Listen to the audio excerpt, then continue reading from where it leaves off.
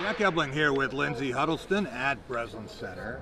A strange night of Big Ten basketball. Strange is a very good word to describe it. Michigan State came out, scored the first 5 points. So much for the bad starts, but then Maryland took over. Actually built a 15-point lead, Lindsay, with less than 3 minutes to go in the half. Michigan State rallied with some of its best players on the bench and cut it to 8 at the half. Came back, eventually overtook the Terrapins, went up by 7 with a little over 3 minutes to go. Then Maryland scores the last 14 points of the game. Well, it wasn't like they didn't have support. They had the Spartan faithful here. The place was rocking. They had the great halftime show and the 2000 championship team coming back. All the energy was there, but they just couldn't put the things together at the end of the game. Yeah, they looked like they were in great position when they had taken the lead and went up 7. And then maybe a questionable shot, a couple of bad possessions, some defensive breakdowns, and have to hand it to Maryland. They hit big shots. They hit 4 straight threes at the end of the game. Amazing. What are the odds of that? Very unlikely, but it happened here. They came in with the right mindset and got it done. Yeah. Maryland outscored Michigan State by 15 points beyond the arc. So 3-point shooting, once again, you make more threes, you usually win the game. And that's what happened despite a terrific effort from Xavier Tillman. About to become a dad for the second time. Yeah. Tomorrow, maybe. Wow. And he had 18 points, 11 rebounds, 2 block shots. Really played pretty good defense on Jalen Smith. I thought outplayed him. And looked like he was going to be the player of the game. And then it got away, and Anthony Cowan Jr. had a strange game. Led all scorers with 24 points, but did not make a 2-point basket. How does that happen, Jack? Well, he had 5 threes, that's 15, and 9 for 9 at the line, so he didn't have a 2-point field goal. Wow, amazing. You know, you mentioned X and all that he has going on. Coach Izzo did mention in the press conference there's a lot going on, but this is time, no excuse, Izzo. You got to come out here and get it done. So you may be welcoming a new person to the family, but tonight they needed everything they could have gotten out of him. And I think they got a lot out of him, really. He was Michigan State's best player. Cassius Winston had moments, but 2 for 8 from deep. Missed a lot of shots that normally he might make. Right. Aaron Henry in the first half, 0 for 5 from the field, 1 for 4 at the line. Rocket Watts, early foul trouble. They had some guys who just didn't give them what they needed. They need a little bit more. I think if they'd had 1 more basket when they were up 7, then that might have changed things. But you still have to protect the 3-point line. Yeah, you have to. And when you mentioned Rocket Watts and Aaron Henry, Rocket being the 2 freshmen, kind of coming into his own a little bit, but need a little bit more. And Aaron, you have these sightings of Aaron where you have this expectation. He kind of disappears, but you know he works his way back. But you hope they can both tie all that together to bring some more continuity to this program. Second half, Aaron Henry had moments. But you got to do it for 40 minutes. Got to do it for 40 minutes. It's a trick. Right.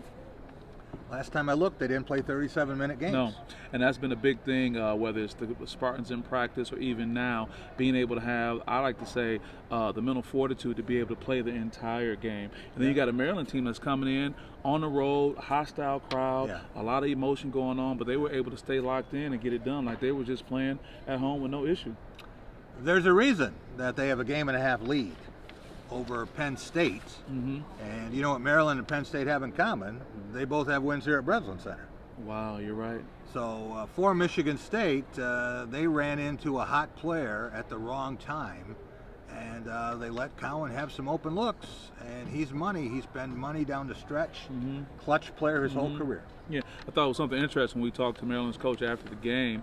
I tried to find out what their mental toughness, strategy was, and he talked about they didn't even come in here for a shoot around. They never talked about winning the game, Jack. They talked about just doing what they were supposed to do, and it seemed like that mindset, that approach they're taking is working considering their record and the fact that they came in and had a big win in the Breslin Center. Well, I was surprised. I don't think I have ever seen a team that had 8 losses coming in be a 6.5-point favorite over a team that only had 4 losses. But that's what it was, and Michigan State now has 9 losses and is basically out of the Big Ten race. It would take a miracle for Michigan State now to catch Maryland. 3 games behind in the loss column, and season is running out here. Yeah, I try to be Mr. Positive in the press conference with Coach Izzo. I posed the question. Yeah. I know you haven't seen the film yet, but can this be some good tournament film? He said he's not even thinking about the tournament right now. But you only hope that you can salvage what you can to get these guys ready, to get ready for the Big Ten tournament, and of course the NCAA tournament. And stranger things have happened, so we can see what can happen as they prepare to go into this. Well, what happens a lot of times when you have this much balance in the league is you have one team win the regular season, which I put more value on. That's the true test. I do. Okay. And then you have another team get hot over a week and win the tournament. Sure. And then what really matters to most people is the NCAA tournament. Right. So we've seen teams that are 4 or 5 seeds get it done. But Michigan State began the season as the #1 team in the country, and they are unranked. When's the last time Michigan State and Michigan were both unranked? It's amazing. I mean, just as you see Michigan State and Michigan being unranked, look at these teams, the Penn States, the Marylands at the top of the Big Ten. Rutgers. Who would have thought? Right, who would have thought that was the case? But it just speaks to where we are right now. Something Coach Izzo said a lot, that a lot of it may have to do with a lot of these teams, at least Michigan State not having the depth, but these other teams having 3-4 year players who've been around a little bit longer maybe, and they can help, get that continuity that the teams need. But I don't know what else can really explain what's going on in the Big Ten right now. Even with the 2000 national champions, the last Big Ten team to do that, back in the building, this was only half the story. Mel Tucker came out, spoke to the crowd briefly in the first half, and he's not flashy, he's not sexy, but he is solid. And I think Michigan State fans are going to appreciate it because that's kind of the way Michigan State is. It's blue collar. Yeah, right? sure. And he is starting to fill in his staff. The announcement that 2 members, and only 2, of Mark D'Antonio's staff will be retained. And I thought Ron Burton, who was as good a coach as they had last year, would have gotten away to Indiana, go work with Tom Allen, but he's known Mel Tucker for a long time and was convinced to stay. Also, Mike Tressel, who was a defensive coordinator, will be back, but not in that role.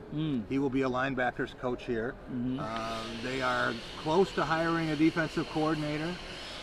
Don't be surprised if it's Harlan Barnett. They haven't hired any offensive coaches yet, but there are a lot of people who want to be coaches here. Sure, I bet. And Mel Tucker was talking to him right now.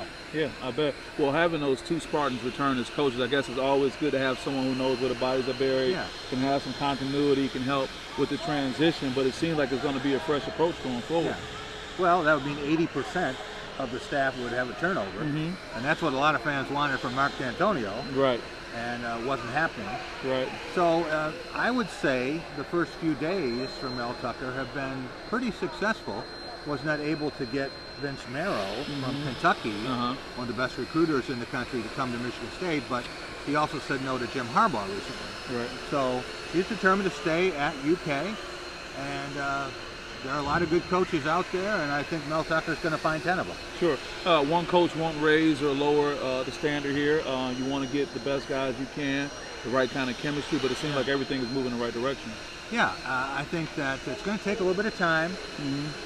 We said that if they could have a 3rd straight 7-win season, normally that would be the definition of mediocrity, but that would be a tremendous achievement given what the roster looks like and what the schedule looks like for next year.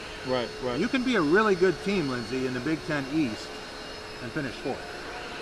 Wow. Well, the standards are high. I think getting off to a good start this season is going to be very important. He's winning the PR battle, would you say, right now?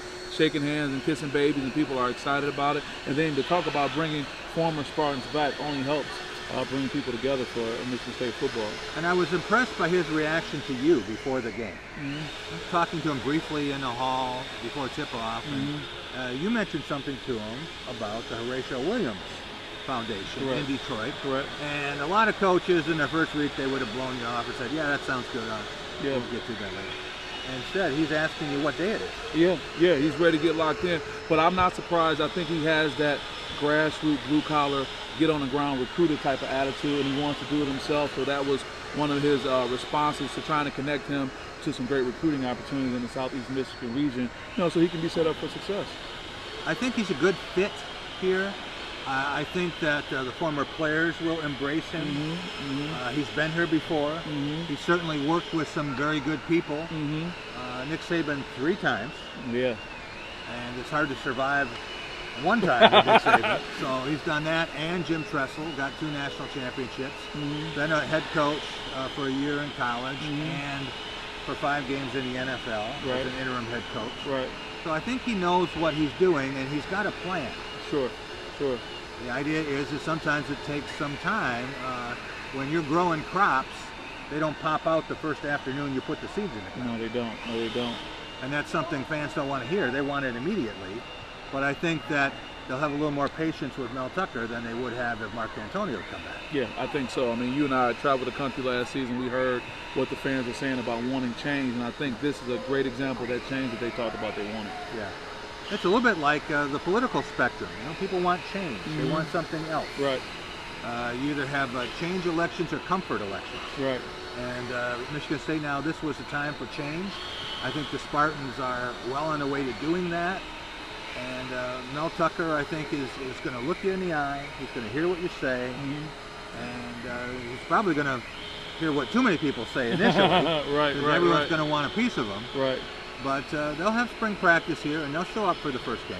Yeah, I get it. Well, speaking of time for change, what's going to be happening next time on Press Pass?